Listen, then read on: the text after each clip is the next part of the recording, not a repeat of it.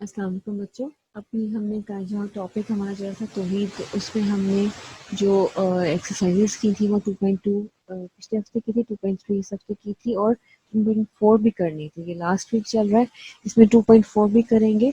उससे पहले हम थोड़ी सी रिविजन्स कर लेते हैं। जो इसमें लिखा हुआ है, इसमें मल्टीप्लिकेशन लिखी हुई है, ठीक है ना। मल्टीप्लिकेशन कैसे करते हैं वो बताया हुआ है। मल्टीप्लिकेशन का लिखने का ये करने का ये असूल होता है कि जो दो नंबर्स आपस में मल्टीप्लाई हो रहे थे उनको उसी तरतीब से लिखते हैं जैसे कि हमने एडिशन और सब्ट्रैक्शन में देखा था। यूनिट के नीचे यूनिट और 10 के नीचे 10 और 100 के नीचे 100, इस तरह से। ठीक हो गया। जब इनका आंसर्स लिखेंगे तो आंसर कैसे लिखते हैं, जो नीचे वाला जो नंबर है जिससे हमने मल्टीप्लाई करना है उसके यूनिट वाली प्लेस वाला नंबर हम लेते हैं उसको, और उसको पहले जिससे मल्टीप्लाई करना है उससे जिसको मल्टीप्लाई करना है उससे हम क्या करेंगे कि पहले यूनिट वाले नंबर से मल्टीप्लाई करेंगे, फिर टेंस वाले से करेंगे, फिर थाउजेंड्स वाले से करेंगे, एक एक करके इनको मल्टीप्लाई करेंगे। जब ये हो जाएंगे फिर हम यही चीज़ करेंगे। जो टेंस वाली नीचे वाला जो टेंस वाली जगह पे जो नंबर है उसको हम फिर ऊपर वाले यूनिट वाले से करेंगे, फिर टेंस वाले से करेंगे और फिर हंड्रेड वाले से करेंगे। इस तरह से हमने बारी बारी इनको मल्टीप्लाई करना है। ठीक हो गया। चलिए अपना काम शुरू करते हैं। 16R6, 19R9, 13R3। ठीक है, ये 1 से हमने सारे नंबर्स को मल्टीप्लाई कर लिया बारी बारी। अब हमने ये करना है कि अब 2 से नेक्स्ट नंबर से मल्टीप्लाई करना है। नेक्स्ट नंबर जो है हमारा यूनिट, उसके बाद टेंस टेंस प्लेस पे है तो उसका आंसर भी हमें टेंस प्लेस से लिखना है। यहाँ पे हम लगा देंगे क्रॉस। 2 6 R 12, 2 लिखा, 1 कैरी चला गया, कैरी लगा दें। 2 9 R 18 और 1 कैरी जो था वो कितना हो गया, 90। 9 लिखा, फिर 1 कैरी चला गया आगे। 2 3 R 6 और 1 7। जो हम कैरी करते जाते हैं उसको काट देते हैं पर याद रहे, ठीक है ना। 7। अब ये है कि 1 से जो मल्टीप्लाई किया वो अलग लाइन में आ गया, 2 से जो मल्टीप्लाई किया वो अलग लाइन में आ गया, दो आंसर्स दो बन गए। अब हम इसको हल करने के लिए क्या करेंगे, इन दोनों आंसर्स को प्लस करके एक आंसर बना देंगे। 6 में कुछ ना डालें तो 6 ही हो गया। 9 में 2 ऐड किया तो कितना हो गया, 11। 1 लिखा, 1 कैरी, और 9 और 3 कितना होता है, 12। 12 में 1 कैरी किया, 13, और 3 लिखा, फिर 1 कैरी, 7 और 1 8। ठीक है, 8316 आ गया।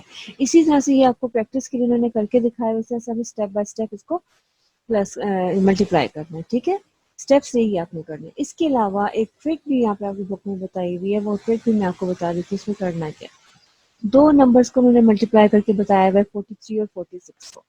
इसको मल्टीप्लाई करने के लिए आपने लाइन्स लगानी होती है। 4 लाइन्स इकट्ठी लगा लें, 1 2 3 और 4। चलिए ये 4 लाइन्स हो गई ना। नंबर है 43 तो 4 लाइन्स लग गई। यहाँ पे हम कितनी लाइन्स लगा लेंगे, 3। थोड़े से दूर हमने 3 लाइन्स लगा लेंगे, 1 2 3। ठीक हो गया। अब 43 तो हमने ये ड्रॉ कर दी सीधी एक तरफ लाइन्स लगा लेंगे, दूसरी तरफ जो दूसरा नंबर है उसकी लाइन्स दूसरी तरफ लगानी है, जैसा 46। तो 1 2 3 4 और यहाँ पे 6 लाइन्स में लगाई थी। 1 46 है तो अलग अलग, 4 अलग 6 अलग। अच्छा 1 2 3 4 5 और ये 6 लास्ट में है। ठीक है, ठीक हो गया। अब हमने क्या करना है इसमें कि हमने इसके 3 हिस्से बना देना। ठीक है, ऊपर नीचे मैंने थोड़ा सा इसको टेढ़ा करती तो अच्छा आपके लिए इजी जाता। ये जो हिस्सा है इसको इकट्ठा, इसको एक हिस्सा बना देंगे हम लोग। ठीक है, ये जो एक जगह सारी लाइंस आपस में टकरा रही है ना, इसका एक हिस्सा बना लेंगे। जो बीच में ऊपर नीचे है इसका एक हिस्सा बना लेंगे, तो एक साइड पे उसका एक हिस्सा बना लेते हैं। ये भी कट करके इसको थोड़ा साइड से करके यूं करके, ठीक है ना। तो कितने हिस्से बन गए, ये वाले जो है लाइंस आपस में कट करी इसका एक हिस्सा हो गया।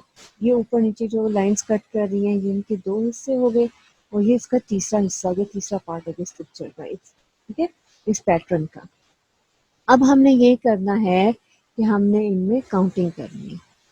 काउंटिंग करनी है, जहां जहां लाइंस आपस में किसी को काट रही है वो काउंट करना है। 1 2 3 मैं लाइन लगा रही हूँ ताकि आपको देख समझ आए कहाँ कहाँ से कट कर रही है। 1 2 3 4 5 6 7 8 9 10 11 12 13 14 15 16 17 18। ठीक है, 18 है।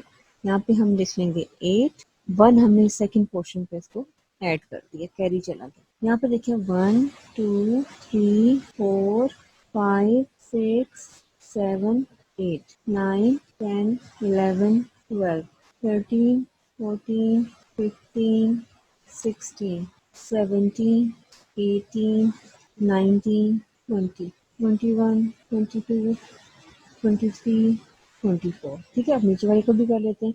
25 26 27 ये 28 29 30 31 32 33 34 35 36 36 और ये वाला जो कैरी किया हुआ था 37 3 लिखा और 7 लिखना था, 7 लिखा और 3 कैरी किया।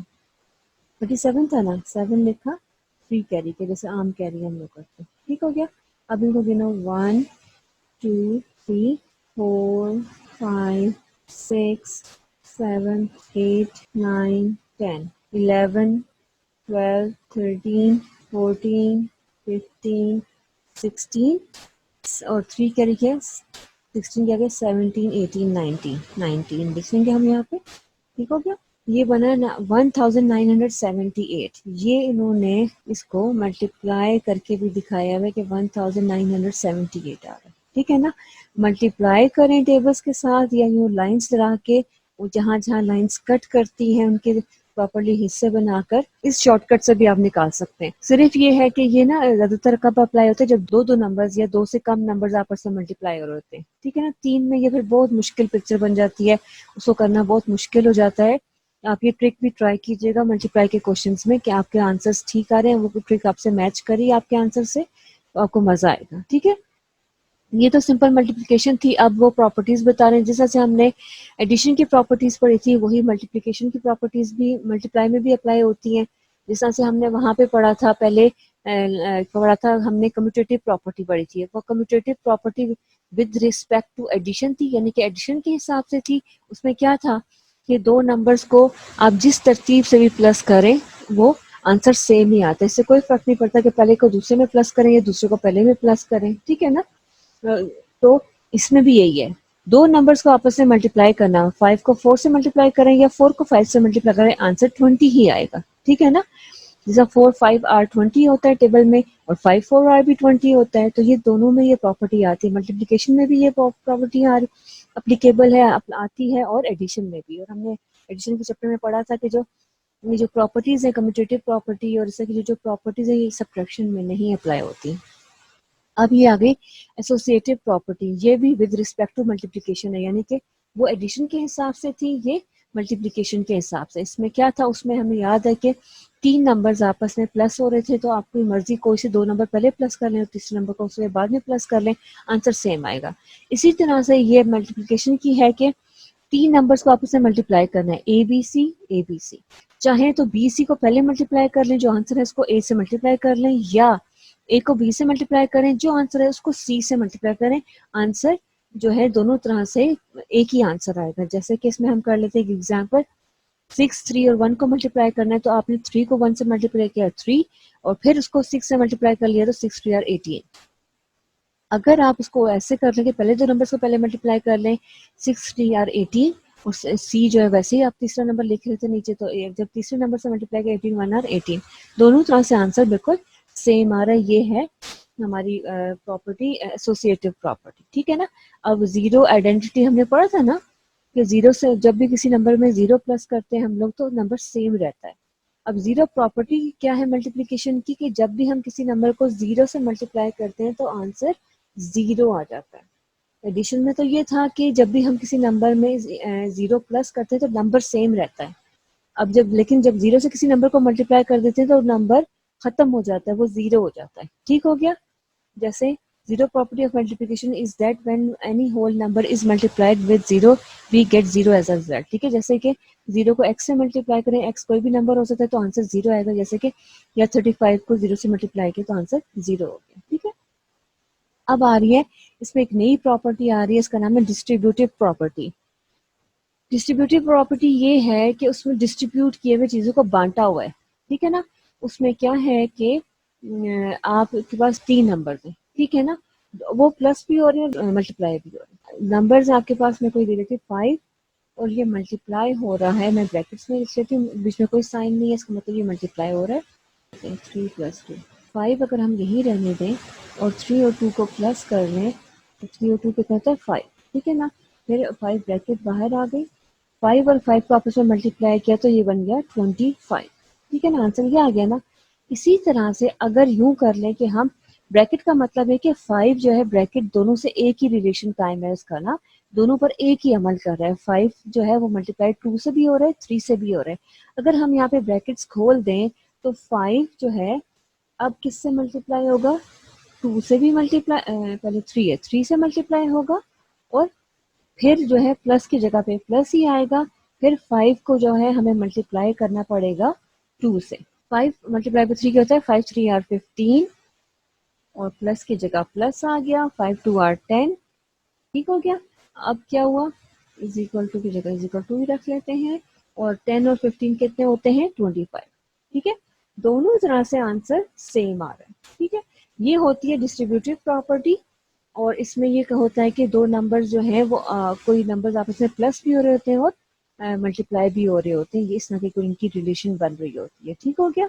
तो अब आगे चलते हैं, एक सवाल तो आपको मैंने समझा दिया। आगे है distributive law of multiplication over addition, ठीक है। ये वही थी मल्टीप्लिकेशन और एडिशन वाली लॉ थी, ठीक है। अब एग्जाम्पल उन्हें दी हुई है, टेक 3 डिजिट नंबर, यानी कोई से 3 डिजिट्स ले। टेक 3 डिजिट्स जैसे कि 4 15 200, 3 नंबर्स उन्होंने लिए and prove the associative property. अब वो कहने कि इनकी वजह से आप एसोसिएटिव प्रॉपर्टी को प्रूव करें। एसोसिएटिव प्रॉपर्टी लिखा हुआ है और ये डिस्ट्रीब्यूटिव प्रॉपर्टी बना रहे हैं, ठीक है ना। ये उन्होंने लिखा हुआ एसोसिएटिव प्रॉपर्टी है लेकिन प्रूव उन्होंने डिस्ट्रीब्यूटिव प्रॉपर्टी प्रूव किया हुआ। देखो लिखा हुआ भी गलती से या सवाल में गलती कर गए, ठीक है ना।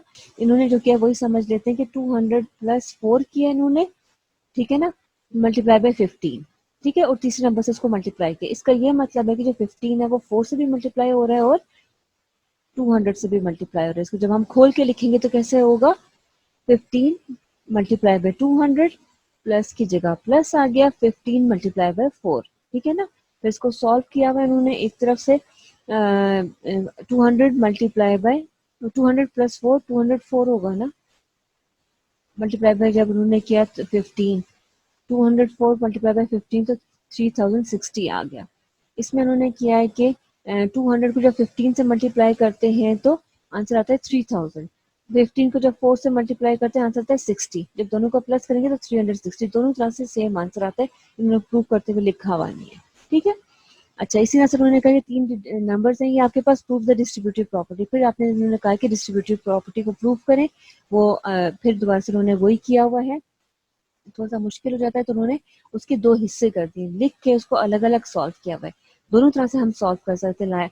ये इज इक्वल टू साइन है, इज इक्वल टू साइन के जो राइट साइड पर होता है उसको राइट हैंड साइड RHS कहते हैं और जो लेफ्ट साइड पर होता है इसको लेफ्ट हैंड साइड LHS कहते हैं, ठीक है ना। इसको हेडिंग डाल के अलग से भी हम सॉल्व कर सकते हैं तो हमें खुद ही पता चलेगा right hand side left hand side का आंसर बराबर आ रहा है या नहीं आ रहा है तो जाहिर सी बात है राइट हैंड साइड और लेफ्ट हैंड साइड बराबर आ रही है करके हम आंसर में भी लिख सकते हैं, ठीक हो गया। मल्टीप्लिकेटिव आइडेंटिटी, पहले हमने एडिटिव आइडेंटिटी पढ़ी थी प्लस वाले सवालों में। इसमें क्या है, अकॉर्डिंग टू दिस प्रॉपर्टी, इस प्रॉपर्टी के लिहाज से एनी नंबर मल्टीप्लाइड विद 1, कोई भी नंबर जब 1 से मल्टीप्लाई होता है तो वो नंबर वही रहता है, चेंज नहीं होता। So 1 is known as multiplicative identity. तो हमने पढ़ा था एडिटिव आइडेंटिटी 0 का, हमने पढ़ा था कि 0 जिस नंबर में भी प्लस करें तो आंसर वही नंबर रहता है, ठीक है। तो 0 जो था एडिटिव आइडेंटिटी था।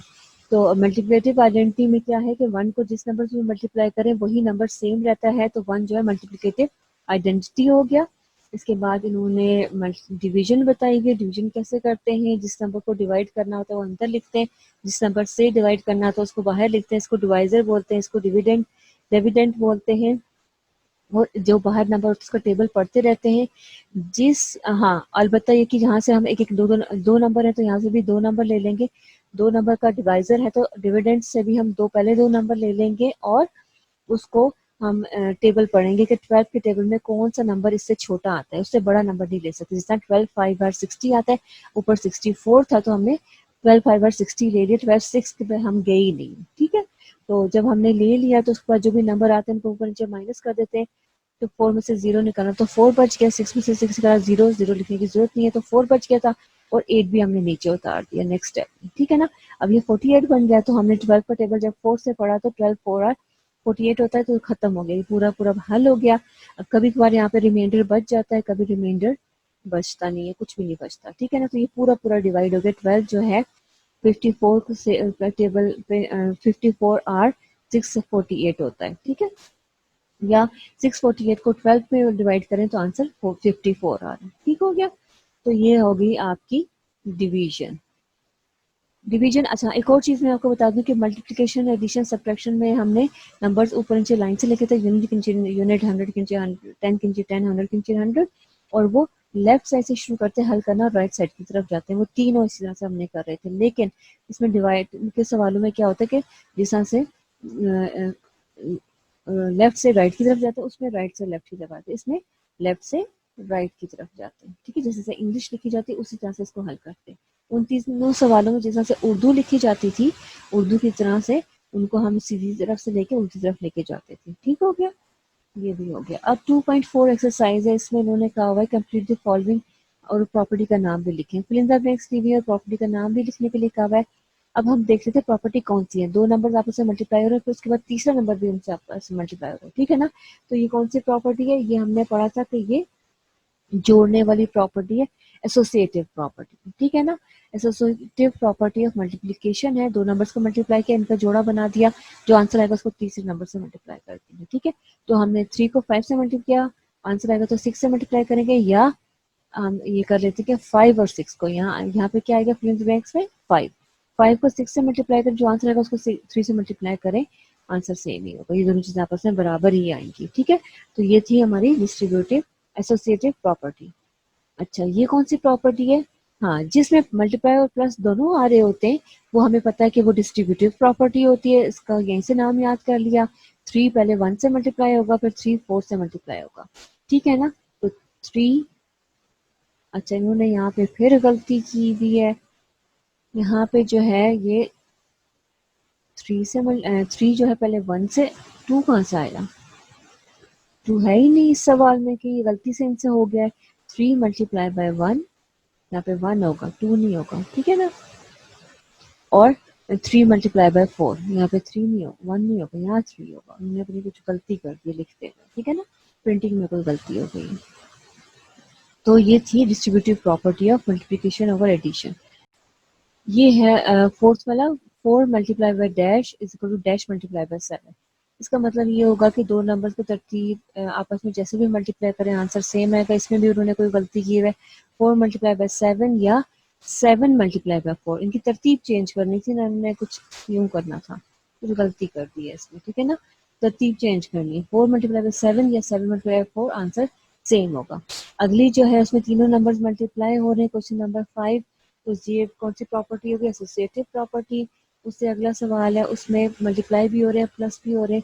ये जो चीज़ है, इस ये जो प्रॉपर्टी है जिसमें प्लस भी हो रहा होता है मल्टीप्लाई भी हो रहा होता है, ये कौन सी प्रॉपर्टी होती है, associative property, sorry distributive property है, जो हमने नहीं आज पढ़ी थी।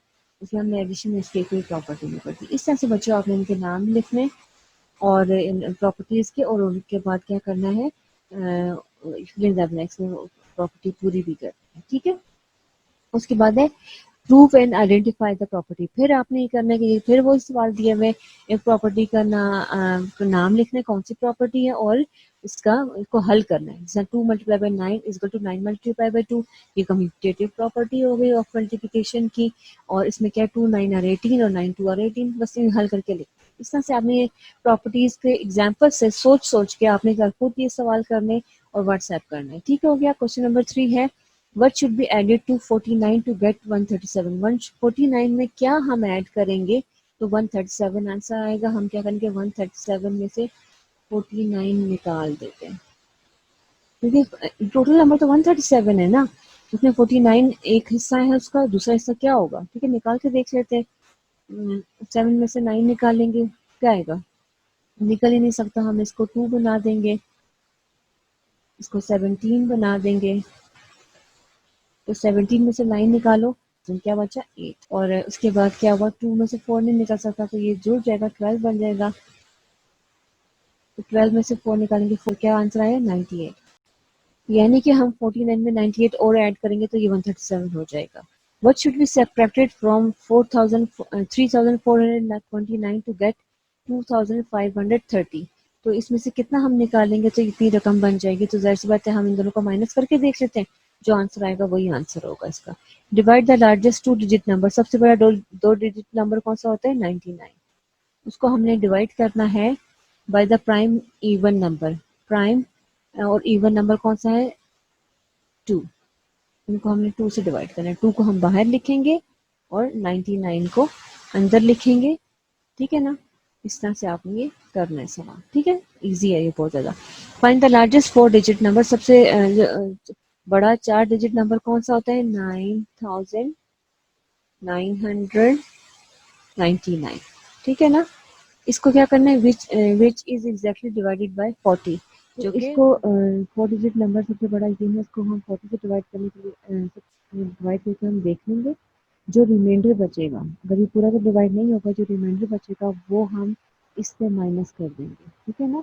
तो जो भी नंबर आएगा वो 40 से पूरा पूरा डिवाइड हो जाएगा। ठीक है, तो ये इस तरह से करना है। मैं दोबारा से बता देती हूँ। 9999 को अपने 40 से डिवाइड करना है, 40 बाहर रखना है और 9999 अंदर रखना है। ठीक है ना? सही है। अब आपने क्या करना है कि इसको डिवाइड करना है। ठीक है, 40 से आपने डिवाइड करना है। जब पूरा टेबल डिवाइड हो जाएगा, ये पूरा क्वेश्चन हो जाएगा, तो यहाँ पे जो रिमाइंडर बचेगा वो 40, 30, 20, 12, 13 कुछ भी हो सकता है। ठीक है ना? जो रिमाइंडर बचेगा वो हम इसमें से माइनस कर देंगे आखिर में 9999। ठीक है ना? उससे हमें रिमाइंडर को माइनस करना है, जो भी रिमाइंडर नंबर है। ठीक है ना?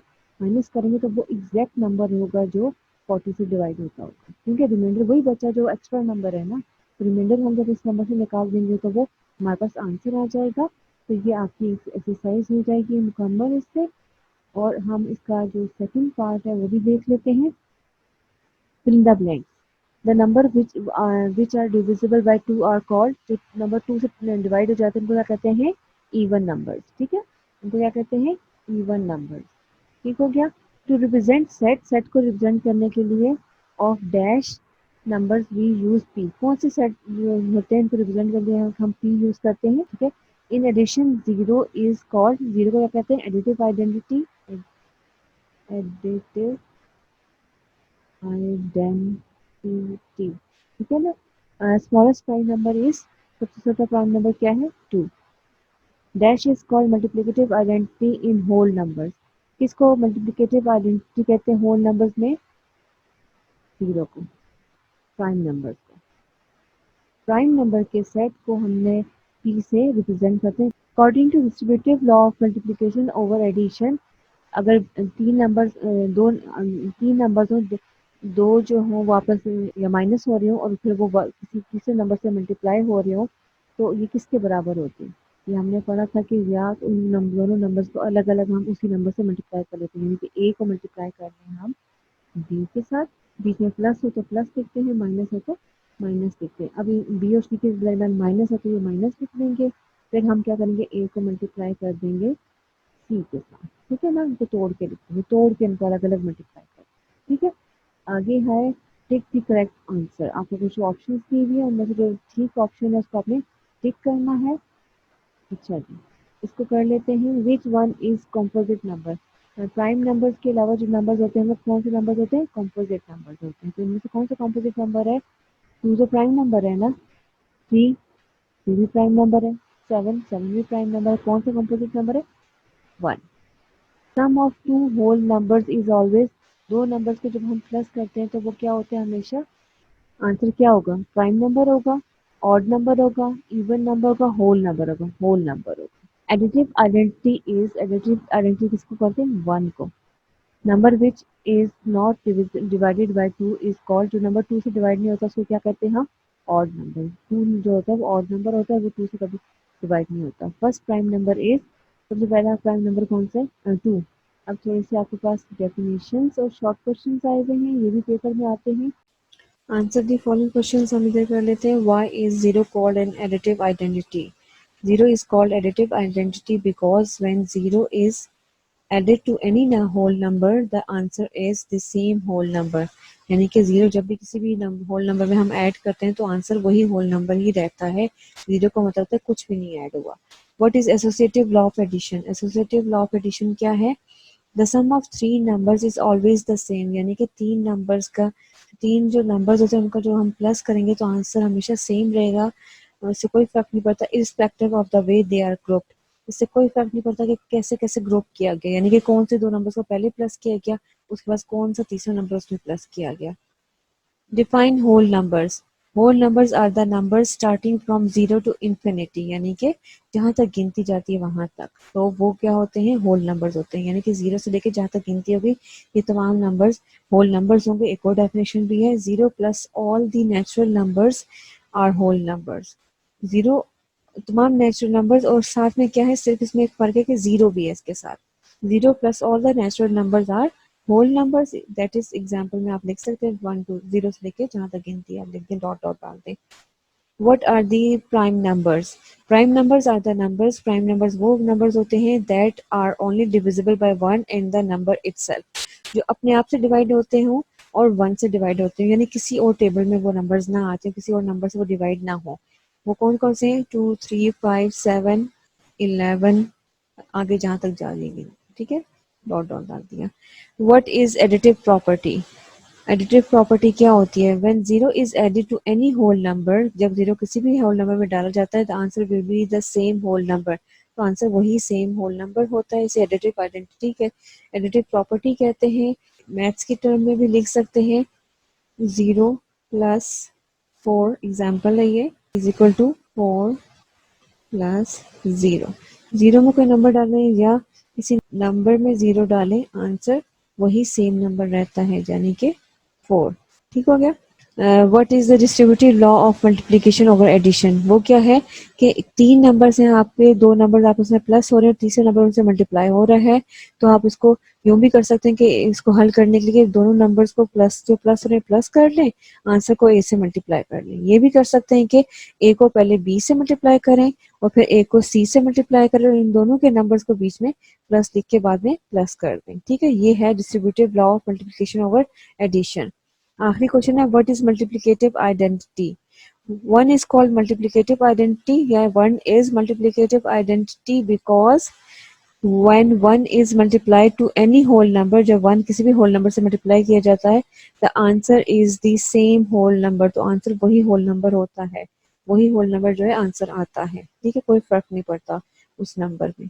तो ये आपके क्वेश्चन आंसर्स भी हो गए, आज आपका चैप्टर कंप्लीट हो गया। प्लीज़ इसको याद कीजिएगा और मैथ्स के सवाल खुद करने की कोशिश कीजिएगा। मैथ्स हमेशा प्रैक्टिस से आता है, अपनी प्रैक्टिस करें, जहाँ से समझ नहीं आ रहा वहाँ से आप अपनी पिक्चर शेयर कर दें स्कूल के नंबर पर, वो जल्द से जल्द टीचर आपको कोई ना कोई आंसर बता देगी, आपको समझा देगी कि आपको गलती कहाँ हो रही है, क्या आप गलती कर रहे हैं तो आपका आंसर नहीं आ रहा। ठीक हो गया, चलें ठीक है, अपना ख्याल रखिएगा और पढ़ाई भी कीजिएगा। अल्लाह हाफिज़।